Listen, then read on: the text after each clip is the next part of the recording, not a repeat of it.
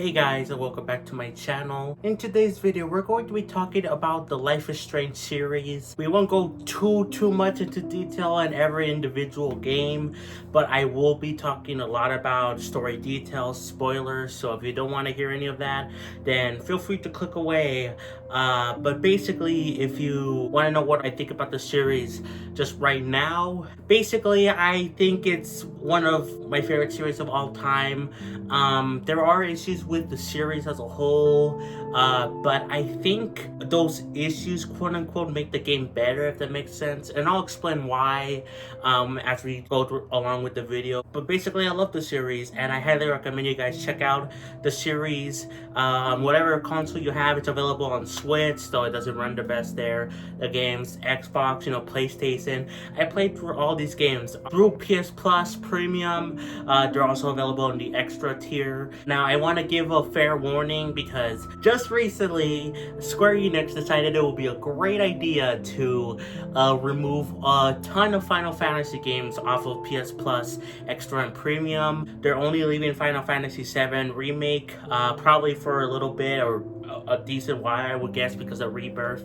But because of Square removing, these Final Fantasy games, they could remove the Life is Strange games at some point in the near future. Maybe if there is a new Life is Strange game coming out this year, which I heard some rumblings about, which I would love to see. So yeah, if you want to experience the series, I would recommend you guys start off on PlayStation and having a PS Plus Extra or Premium subscription and playing the games like starting now. They're not that long anyway. Though if you're like me, I take my time with games. It took a few months, like 3-4 months, probably even a little bit more, for me to get through all the games. So, but I'm sure if you guys are faster, you can, if you play them daily, you can get through the series probably within 2 weeks or something. But anyway, let's get into the full spoiler talk. So again, if you don't want to see that, then click away now. But let's just get right into the video, shall we? So yeah, Life is Strange. I have an interesting relationship with this series, and it all started when I watched one game theory on how your choices matter or something like that, from the first game. MatPat did something about that in 2015, I believe. That's when the game came out.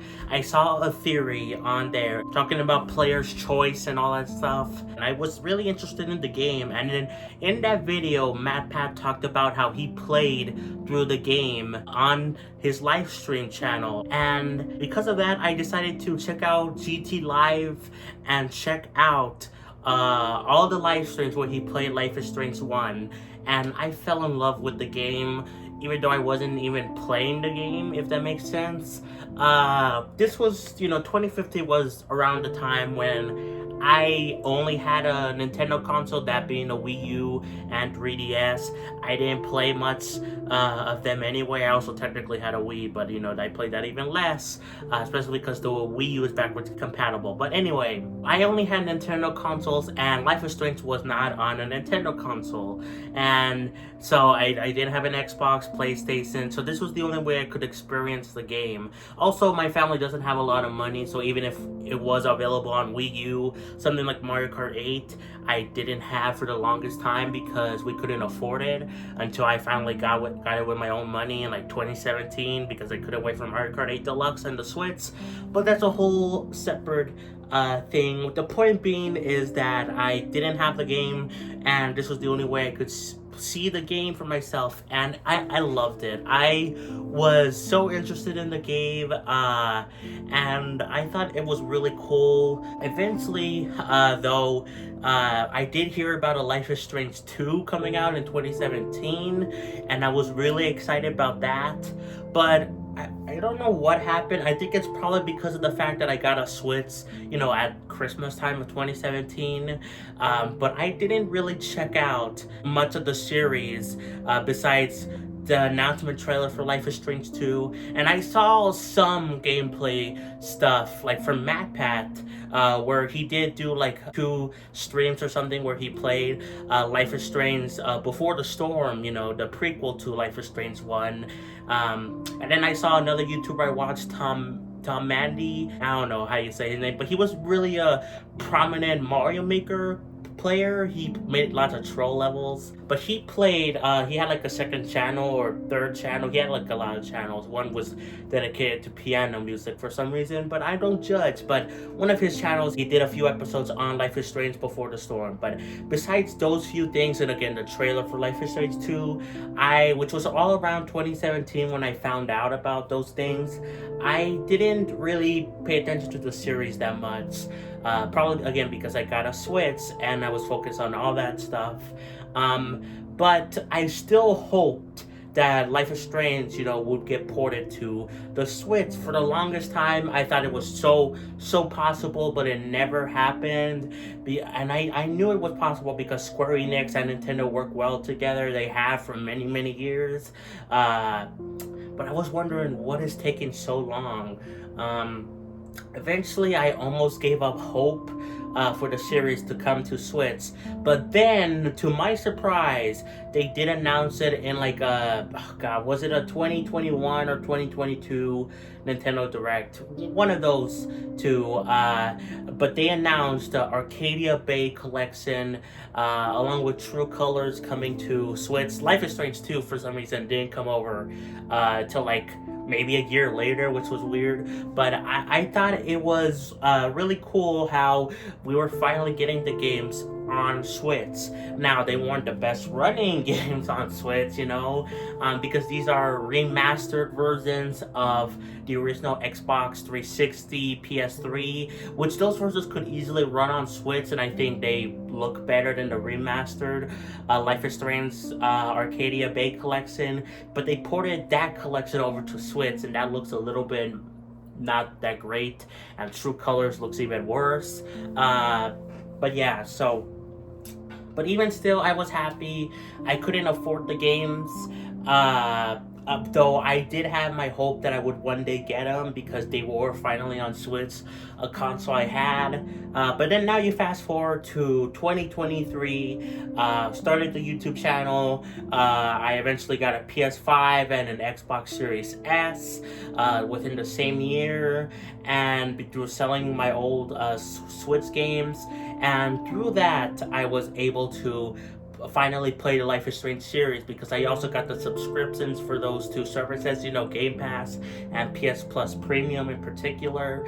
And, all the Life is Strange games were on there. So I can finally play Life is Strange 1 for the first time. I saw MatPat play it, but I didn't remember a lot of the details. I remember the beginning of the game quite a bit, and the very, very ending, the alternate choice, but I couldn't remember a lot of stuff in between, especially the stuff leading up at the beginning of chapter 5 or episode 5, whatever, before the storm happens. I did not know how Max, this is gonna be talking about spoilers now, Max escaped from that dark place, that Mr. Jefferson had him in. I had no idea. I forgot about that. So that was just really cool to experience. Not for the first time, but for the first time on my own playing the game. That was really cool. But after Life is Strange 1, I went to Before the Storm, which again, I did see more gameplay of, but I did not see really the ending that much, or some of the other stuff besides the very beginning. And that was a great experience. I really like Before the Storm, though spoiler alert, Before the Storm might be my least favorite Life is Strange game. Not to say that it's bad, no, it's pretty good, but I think the other ones are stronger. But then after that, we move on to Life is Strange 2, and all of these games have reasons why I love them so much. They're all relatable, and I'm going to talk about specific points on why they're all relatable, especially to me. But Life is Strange 2 just hit on a whole other level, and it's my favorite game in the Life is Strange series, and one of my favorite games of all time, just to be honest with you guys. This game follows two brothers, San and Daniel. They are Hispanic, and one, San looks a lot like me, and two, they're basically the same ages as me and my brother. They're the same years apart, 7 years apart, and oh my god, everything that Sean and Daniel have to go through in this game and what happened with their dad, it was so sad. And oh my god, I like, there's so much heartbreaking stuff in this game, but it also feels a little bit hopeful, just a little bit, and that keeps you going. And I'm gonna talk more details on Life is Strange 2, but yeah, that's the game that really got me hooked on the series. Even though I love, Life is Strange 1 Before the Storm, especially some aspects of Life is Strange 1 I'll talk about in a bit. But yeah, Life is Strange 2 was really where it was at with me, and it's my favorite game in the series. But yeah, now after that, I also there's like some side things with, like, Before the Storm had like a deluxe edition which had a bonus farewell episode for Max and Chloe, the protagonists of Life is Strange 1, that took place before the Storm. It's a prequel to that game, if that makes sense, which is already a prequel of Life is Strange 1. I hope I'm making sense. But yeah, so that was a deluxe edition, so I had to buy that with my own money. It was only like $12. Same thing for Life is Strange True Colors, which has a deluxe edition with its prequel, Wavelengths, for Steph. But anyway, I'm getting a little bit ahead of myself. So there is like some side slash bonus stuff in these like games, but one of them that's free is actually a demo for Life is Strange 2, which is a prequel, kind of, sort of. It's a prequel to the first chapter, a little bit of Life is Strange 2. Takes place almost at the same time as it too. It's kind of weird to explain, but it follows this other kid, Chris, and that's a free demo. You can just download it. It's 2 hours, probably like an hour, I don't know, to do, but yeah, there's like these bonus things I want to give you guys a heads up on. Some of them are you have to pay for them, but I don't think they're that much. In total is like, what, $25, which I was fine with spending, because I love these games. But in the other case, it's free for Life is Strange 2. But anyway, back on topic. Life is Strange True Colors. I keep wanting to say Life is Strange 3 because it is the third game, at least the third mainline game, really. But True Colors also hit a lot hard for me. Life is Strange 1 is a classic, and it hits a lot hard, especially for that game too. But Life is Strange True Colors was really good, in my opinion. Lots of emotional subjects brought up in that game, and okay, so I won't give a ranking yet, but it's like of like all the games in the series, but Life is Strange 1 and True Colors are really close. Like, you can basically flip-flop them. I would think maybe Life is Strange 1 would be higher just because it started it all, but Life is Strange True Colors is no slouch, like, at all. But yeah, so why do I love all these games so much? I've talked about some things here and there, but I'll talk more about it in detail, especially with Life is Strange 1 and True Colors. So with the first game, that game, the reason I really loved the game when I saw MadPat play it on ZT Live was the fact about Chloe. I know MadPat and like the community and Steph, even though I think she was more of a fan of Chloe, MadPat's wife. MadPat didn't really like Chloe that much, but I really did like Chloe. I related to her. I did. I was more of a nicer, I'm way more nicer than Chloe was, but I can understand where she's coming from, especially because I also lost my dad when I was really young, and seeing a game tackle the subject was something I didn't know existed at the time. Again, this was me being a Nintendo fan and basically playing only Mario for like the longest time. I didn't know, I knew video games were capable of it, but like seeing it like firsthand was something else, and seeing a game talk about this was really sad and heartfelt, and I love everything with Chloe. I found her really relatable, along with Max. Max was really relatable too. They're like two halves of me, if I'm being honest. But yeah, Now moving on to Life is Strange True Colors. Of course, there's more deeper stuff in Life is Strange 1, but I just want to talk about the big one, in my opinion. Life is Strange True Colors, because, I already talked about Life is Strange 2. But, like, True Colors also was relatable to me, too, though in a lesser degree, though I did still appreciate the stuff with Alex. Like, I understood, oh my god, she was so amazing with her emotion powers. When I first saw people, okay, I'm going to be talking about this in a bigger subject in a little bit, but lots of people complain about the series, sometimes for the right reasons, but sometimes there's for stupid reasons, or they misinterpret things.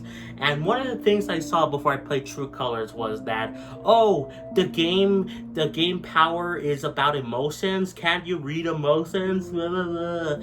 One, not everyone is good at reading emotions. Autistic people, we have trouble with emotions most of the time, at least for most of us, It's really hard to tell when someone is angry, sad, depressed, or just down, or, like, I don't know, there's, like, so many different emotions, so it's nice to have a power that tells you exactly what it is.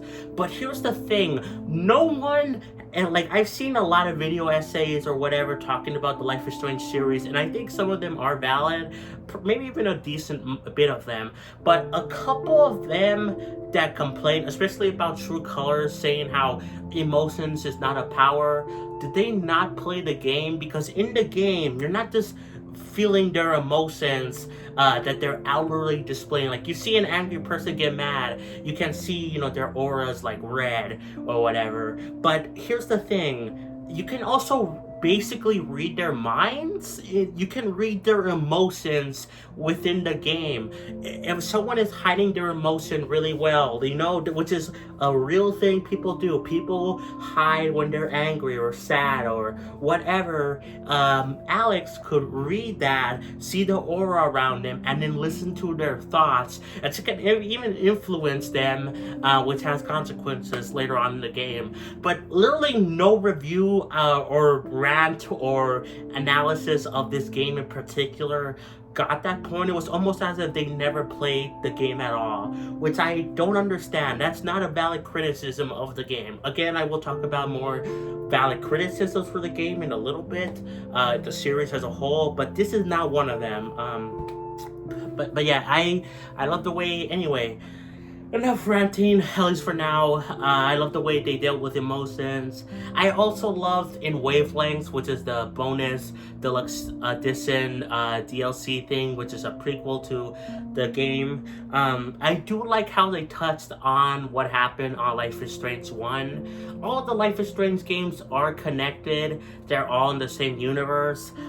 You see lots of stuff referenced from the first game in Life is Strange 2 and Life is Strange True Colors, and even Before the Storm, because Steph, one of the main characters in Life is Strange True Colors and Wavelengths, first appeared in Before the Storm as one of Chloe's friends.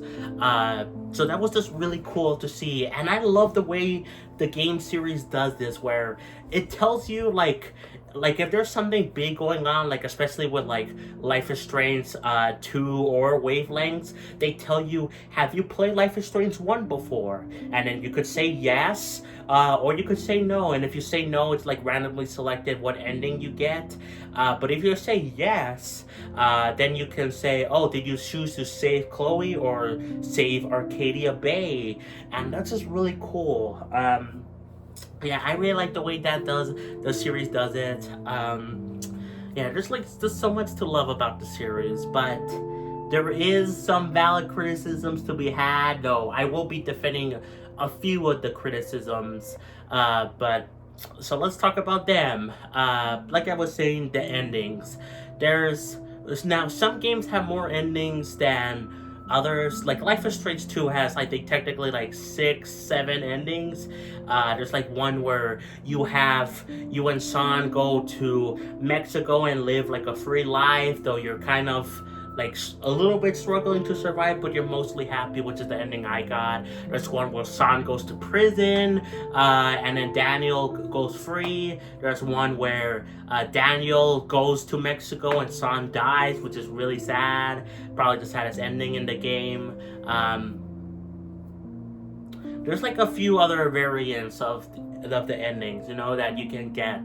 But Life is Strange 1 and True Colors, I believe, they do have those two separate endings. Life is Strange 1 has two drastically different endings, if you save Chloe or destroy Arcadia Bay. Life is Strange True Colors, I think it's just depending on who you romance, who's your love interest in the game. But I have seen people complain about the endings and how, this is like a choose your own option game, like those kind of story-based games where you determine the ending. But I've seen some people complain about how, but there's only two endings really, all your choices don't matter. And I can understand that, and I can somewhat agree, but I do think they're being a little bit hard on the series, because your choices do matter. They do affect stuff, even though it's not the actual ending of the game. It affects. There's a lot of stuff that happens around the ending or just right before it that influence it and are caused by decisions you made in the past. If that makes sense, this is shown in every game, and I think every game does well in decision making and how it calls back to stuff later on in the game, sometimes in important roles towards the ending. Yeah, maybe the overall ending is the same, but there is differences in specific character interactions, and I think that's honestly fine by me. I don't need I don't need 10 or 12 different endings. I'm fine with that, honestly. Though I do understand where people are coming from. And I do think Life is Strange 2 did a good step in doing this, having different endings, more than the first game and even True Colors. But I do think it was a little bit, even though I do like it, I think in some ways I just prefer having two endings and that's it. Not having these separate ones, having to worry about if you get Sean killed, and Daniel goes to Mexico by himself. I didn't want to worry about that, so but yeah, so that's one of the criticisms. Another criticism of the game is just the fact of its language, not like the swearing. This game has swearing, by the way. If you care about that, then I don't know, go play literally anything else. But I mean language in the sense of how, especially the first game, stuff like hella, the language that teens use, most of the series is focused on teens. The language they use, people find cringy or whatever, or dated or something like that.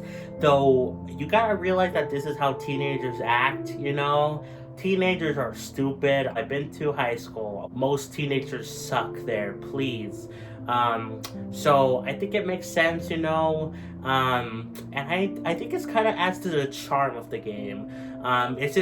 Maybe sometimes it's a little bit, oh my god, but I think it adds charm, So yeah, I've seen people talk about that. Of course, there's some individual criticisms of specific games, like I talked about with the emotions thing, people complaining about that. I've seen some people complain about Chloe a lot, which I think it makes sense for her the way that she acts, the way she does, because of what happened to her father. But I've seen some people say that she's too hard, on her stepdad, or step deuce as she calls him, but I think it all makes sense. It's a character flaw, but it's not meant for you guys to be mad at that character. You're supposed to understand where they're coming from and hope they get better, if that makes sense, Now, before I go, I do want to talk about another aspect of this series that most people love, though I do know some people don't, and that's for stupid reasons. And that being the LGBT plus community representation in the series. I personally love it. I love Well, one, that you can choose to make the character be straight, be bi, be, full on gay, whatever you want. You can date or go for whoever you want, really. In some ways more than others. Like in Life is Strange True Colors, you can choose to romance either Steph, the girl, when you're a girl, or Ryan, But even in Life is Strange 1, where to a lesser degree you have two potential romance partners with Warren, whatever, you can choose to be more flirty with him. And then, of course, with Chloe, you can choose to be that as well. It's to a way lesser degree, compared to True Colors, but it still has it there. Life is Strange 2 has this, where with Finn and Cassidy. Like, I chose to romance the girl, whatever. I liked her more than Finn, though Finn was good. But anyway, I love that you have the option to romance these people. And just the fact that in the game itself, besides the main character, there are, characters that are trans, or that they are lesbian or whatever, that's just really cool. Most people that love the series love this about the games, but I know there's some people that hate this because they're transphobic and homophobic. That's it. They don't like trans people. They don't like, LGBT people. They don't like those people, and I think that's disgusting. Like, come on, they're humans. Like, why do you care so much about what someone else does, or how someone else feels? Like, come on, just care about yourself, man. That's literally it. But I love that about the series, And honestly, I just love a lot about the series. Like, it means a lot to me, and a lot of the games do have some great stuff in them, though they also have some stuff I'm not the biggest fan of. But I think all of them are worth playing and experiencing.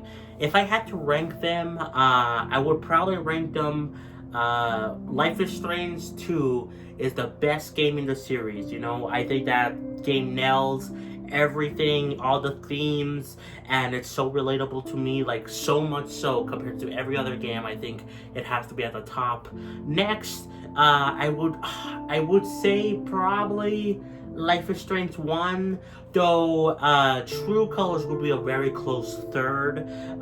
It's very close. Like, I could easily flip-flop them, but I think Life is Strange 1 would have to be my preferred one, just because it started it all, and I that was the thing that got me to experience the series in the first place. So yeah, 2 Life is Strange 1, and then 3 True Colors. Next up, I'm gonna be ranking the bonus episodes or whatever. So number 4 would probably be Farewell episode for Before the Storm. I just think, even though Before the Storm, it is a full game, though it is a bit shorter compared to some of the other Life is Strange games, I think Farewell does nails like that. This is a goodbye for Max and Chloe, and it just feels really sad to see them eventually have to move away and not see each other. So I think Farewell nails that for being like a good 2-hour experience. Then after that, number 5 would probably be Before the Storm itself.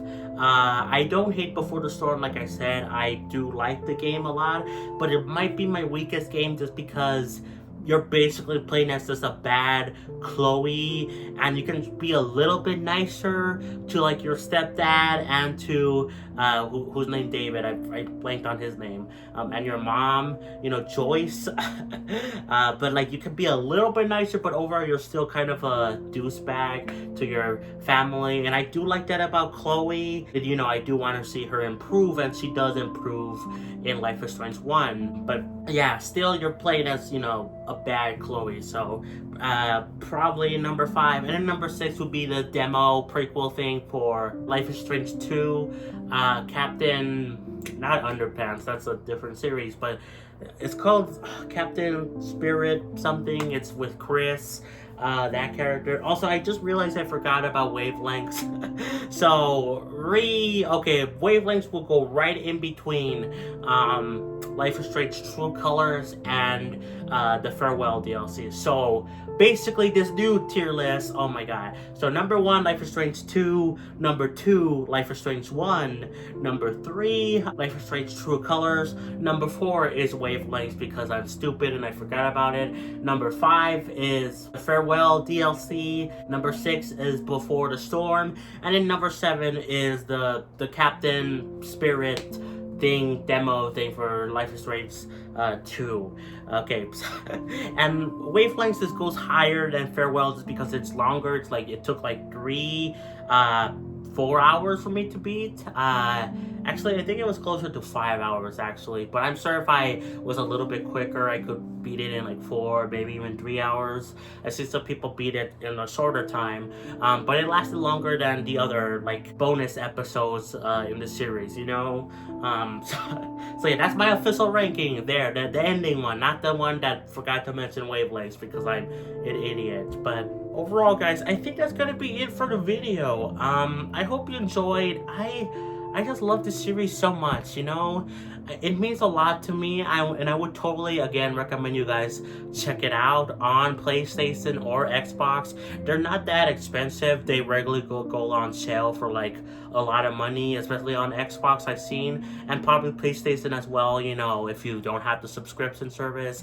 Switch, I believe they do go on sale a little bit, but you know, because they're Switch versions, you gotta have the Nintendo tax where it takes a while for games to go on sale, or if they go on sale, they're like not that much on sale compared to other systems, other consoles. So plus they don't run the best, you know. In fact, the Life is Strange 2 on the Switch, they don't even have the demo thing for Chris, which even though that's my least favorite thing in the series, I still like the demo.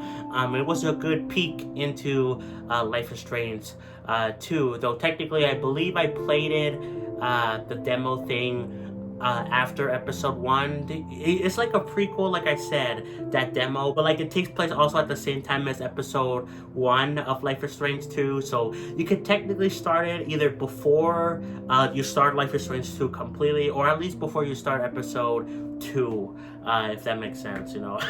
I hope I explained things well in this video as well. Yeah, they don't even have that on the Switch, but anyway, that's enough rambling from me. I hope you enjoyed. If you did, be sure to like and subscribe, play some Xenoblade, and I'll catch you guys next time for more. Peace. Bye, everyone.